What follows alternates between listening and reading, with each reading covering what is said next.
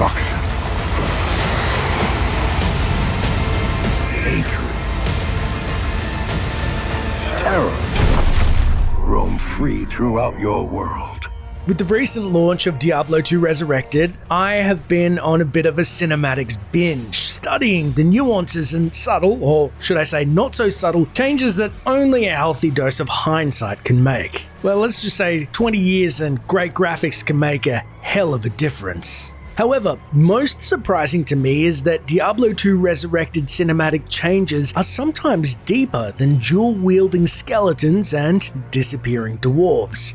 In fact, some of the tiny tweaks have larger lore implications. So today, we're going to break down and explore 5 tiny details and changes you may have missed in Diablo II Resurrected cinematics.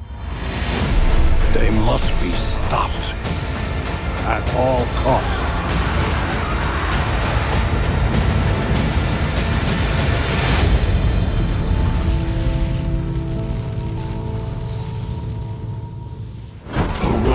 Diablo, Lord of Terror. Many fans of the Diablo II series, myself included, widely regard Diablo II's model as the best in-game rendition of the Lord of Terror. Not even death can save you from me. And as such, we're delighted to actually see his toothy visage in the remaster's cinematics as he bids his brothers farewell before stepping into the portal to hell.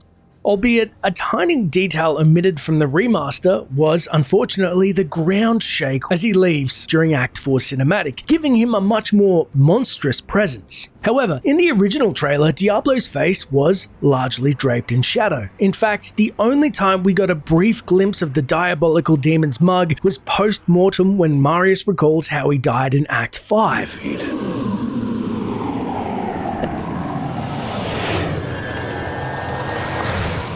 And this is actually for good reason. Whether budget constraints or design issues is totally unknown. But if you look at the shadowy greater evil, you can spy his bull-like horns are even different and the shape of his face. It is only because of an official Diablo 2 poster being hawked on eBay at a healthy $99.99 and the exact same flex pose in the original trailer do we see the much more tubular cranium. It reminds me of a certain when the lights come on at the club meme. Nobody should see this outside of the shadow. I think no matter how you feel about Resurrected cinematics, I'll take one for the team, boys, and say that this is an improvement. Bruh, look at this dude. Wait till you see the... No.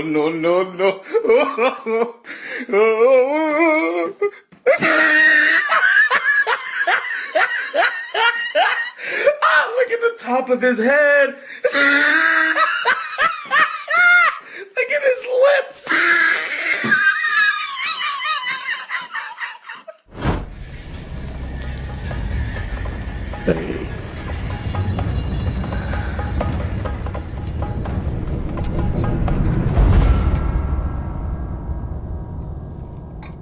An incredibly obscure blink-and-you'll-miss-it tiny detail was Bale's forces that surrounded him during his hostile negotiations at Herogoth's gates.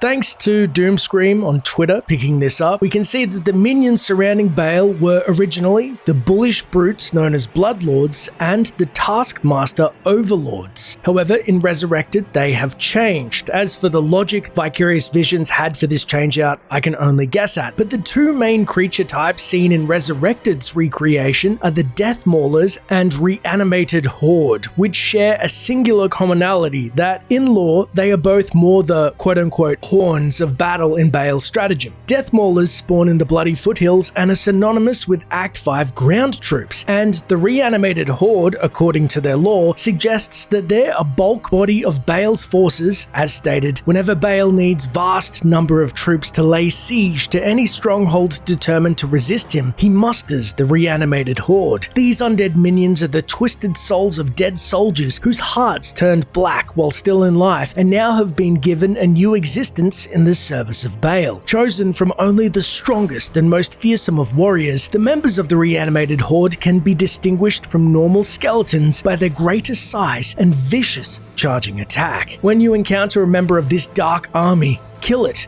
and make sure it stays down. They have a nasty habit of refusing to remain dead. Well, it seems your terms are not acceptable.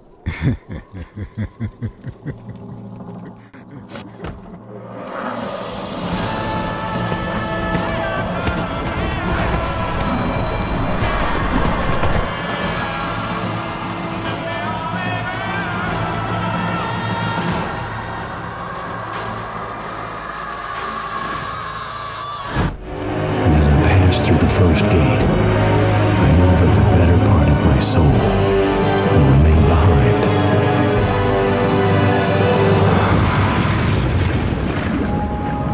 Forever.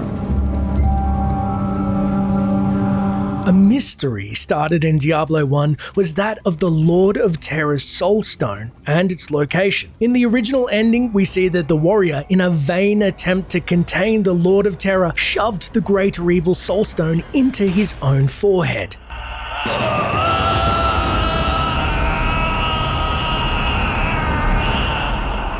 A fact developers at Blizzard North did not see coming as much as the audience, as the cinematics were produced independently by Blizzard South, or as Diablo creator David Brevik stated. I'll just tell the story. So we were up, all the cinematics for the Blizzard games were made down south by a cinematic team. And they were doing pretty much whatever the hell they wanted to, and we had no influence whatsoever over them. And so we had ideas, and then they said, okay, well, we're done. We've finished the final cinematic. And I'm like, okay, cool. I can't wait to see the You've Killed Diablo cinematic. And so they sent it up, and we look at it, and we're all crowded around the desk, and we're looking at this thing, and then we watch it, and he dies, and then he jams the gem in his forehead, and all of us are like, what the hell did we just watch? To leave things more ambiguous, when Diablo 2's first trailer shipped with StarCraft, the Wanderer can be seen in a different form, with red eyes and lips stitched, and, miraculously, nursing Diablo's Soulstone. Forever. Which then begs the question, where exactly is the stone? Is he carrying it, or is it in his head? Well, when the Wanderer was first seen in Act 1 cinematic of Diablo 2, the stone wasn't jutting from his forehead as you'd expect. However, when he began to succumb to Diablo's evil, we see familiar shapes and markings of the Lord of Terror, as well as a concave hole in his head, roughly where the stone was. Yet as brutal as this scene was, it still left things somewhat ambiguous in regards to where exactly the stone was. However, fans received clarity in Diablo 2 Resurrected cinematic as they made sure to confirm this tiny nuance, with the stone instead jutting forth from Diablo's head in probably the most painful way possible.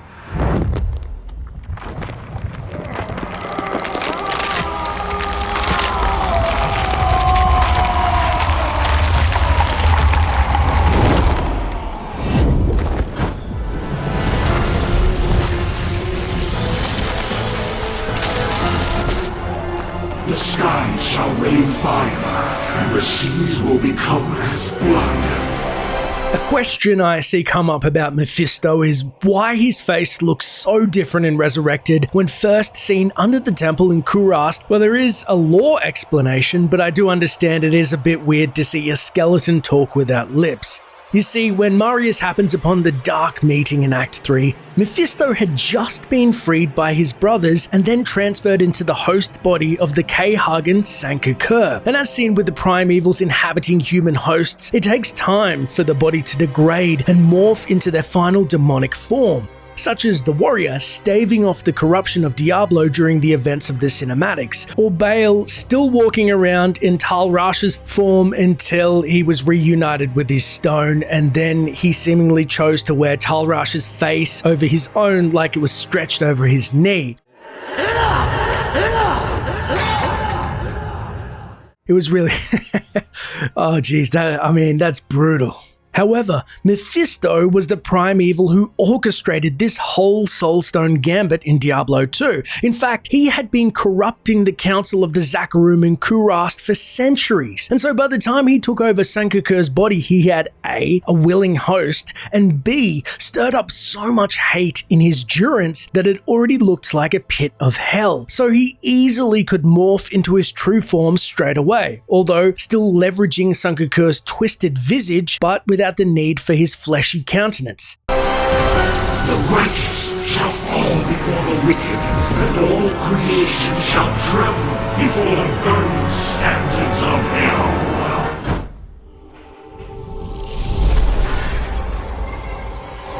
Tyrion, yes, now I recognize you. Honestly, there's probably enough material for a tiny details and changes video for Tyrion alone. However, not all changes were welcome. Something I personally appreciate is the fact Blizzard cranked the volume on Tyrion's prayer/chant circa his Soulstone destruction in Act 5, and honestly, I would love to see a translation. There's something really cool about that moment that is more muted in the original.